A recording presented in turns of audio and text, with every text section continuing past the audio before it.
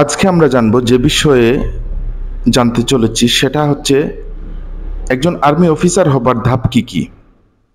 বাংলাদেশ সেনাবাহিনীর ওয়েবসাইট অনুসরণ করে একজন কমিশন অফিসারের আবেদনের জন্য আপনাকে অবশ্যই হতে হবে 16 বছর 6 মাস থেকে 21 বছর বয়সী, 1 জানুয়ারি বা 1 জুলাই প্রশিক্ষণের জন্য সামরিক একাডেমিতে যোগদানের তারিখ। বাংলাদেশ সশস্ত্র বাহিনীতে চাকরিরত সৈনিকগণও আবেদন করতে পারবেন। তাদের জন্য বয়সসীমা 18 থেকে 23 বছর। জন্মসূত্রে একজন বাংলাদেশী নাগরিক ও বিবাহিত।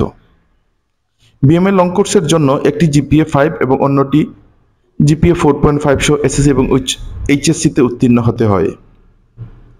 ইংরেজি মাধ্যমে প্রার্থীদের জন্য ও স্তরের 6টি বিষয়ের মধ্যে কমপক্ষে 3টি এ, 3টি বি গ্রেড এবং এ স্তরের 2টি বিষয়ের মধ্যে 2টি বি এবং কমপক্ষে 2টি এ, 3টি বি, ও লেভেলের 6টি বিষয়ের মধ্যে 1টি সি গ্রেড এবং এ লেভেলের 2টি বিষয়ের মধ্যে 1টি এ এবং 1টি বি গ্রেড পেতে হয়।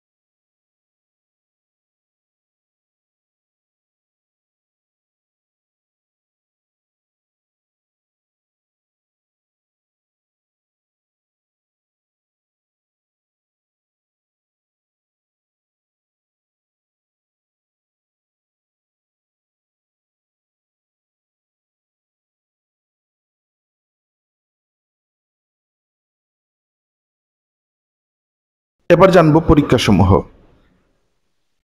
প্রিলিমিনারি পরীক্ষা, লিখিত পরীক্ষা। লিখিত পরীক্ষায় উত্তীর্ণ হলে 15 থেকে 20 মিনিটের একটি ছোট মৌখিক পরীক্ষা। মৌখিক পরীক্ষা উত্তীর্ণ হলে আইএসএসবি চূড়ান্ত পরীক্ষা।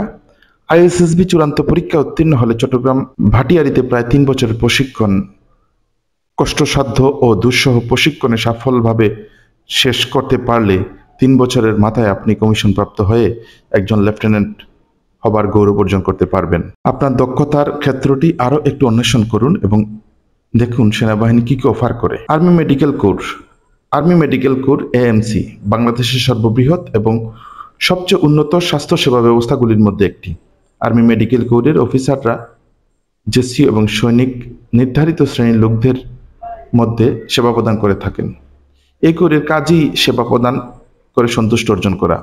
এই কোরের অফিসারগণ এমবিবিএস পাশ করে কমিশন অফিসার হিসাবে নিয়োগপ্রাপ্ত হন। নার্সগণ ডিপ্লোমাধারী সেবিকা। Army dental corps.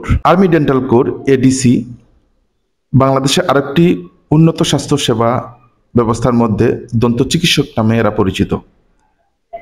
Army dental কোরের কমিশন অফিসার এবং উচ্চ যোগ্যতা সৈনিক আমাদের জাতি এবং আমাদের সৈন্যদের সর্বোচ্চ সন্তুষ্টির জন্য তাদের পরিষেবা প্রদান করে। এ কোরের অফিসারগণ ডেন্টিস্ট এমবিবিএস পাশ করে কমিশন অফিসার হিসেবে নিয়োগপ্রাপ্ত হন।